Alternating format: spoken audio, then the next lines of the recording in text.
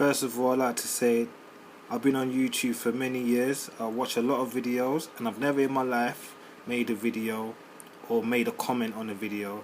And this is the first time I'm ever going to put a video up on YouTube. Probably my first and my last time. But I would just like to say this is proof that Nigel Farage is not a racist, and he's definitely got my vote, and I'm a black man. Okay, I'll get back to you after the clip. Tell you why Mr. Cameron began it, calling us closet racist, but many others have done it. They know that on the issue of open door immigration, they cannot answer the question, how can you control immigration when you have an open door to 500 million people? You can't. And so what they do is, rather than going for the ball, they're going for the man, and they're throwing this abuse at me. Sadly, some people believe it, but you know what? Most sensible-minded people see straight through it.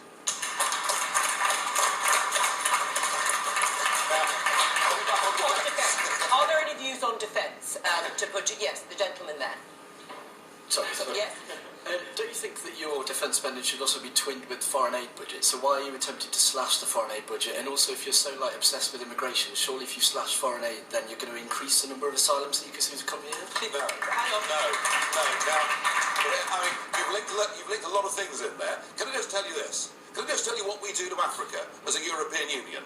We put huge barriers against them selling to us their agricultural products, tariff barriers, etc.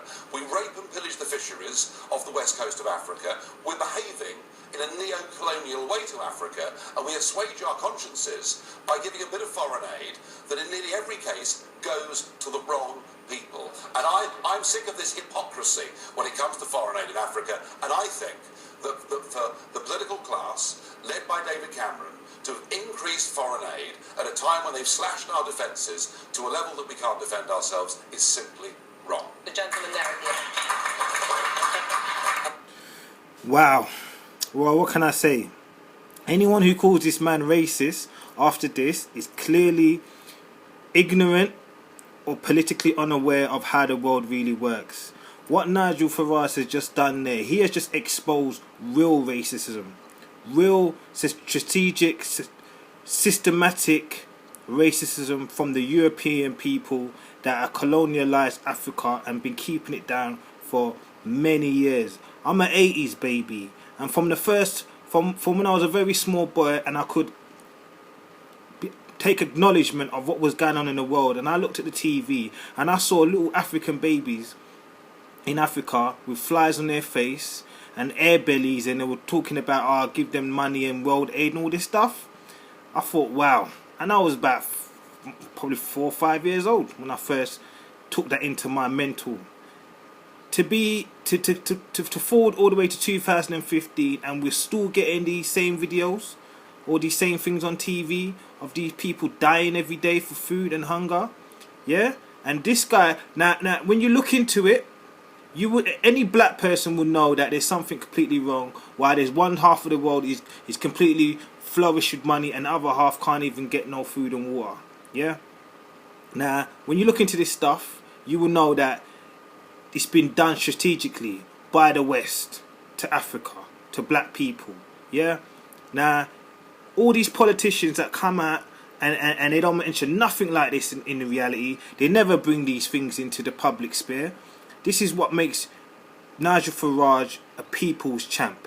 It's got nothing to do with black and white. It's about humanity. It's about raising the standard of living for everyone. So if you're going to call him a racist for saying, you know what, there's too much people on the boat, and if you're going to keep putting more people on the boat, we're all going to sink, aka bringing down the standard of living for everybody in this country, which is what's happening. House prices are rising, people can't get no jobs. Like, it's too much.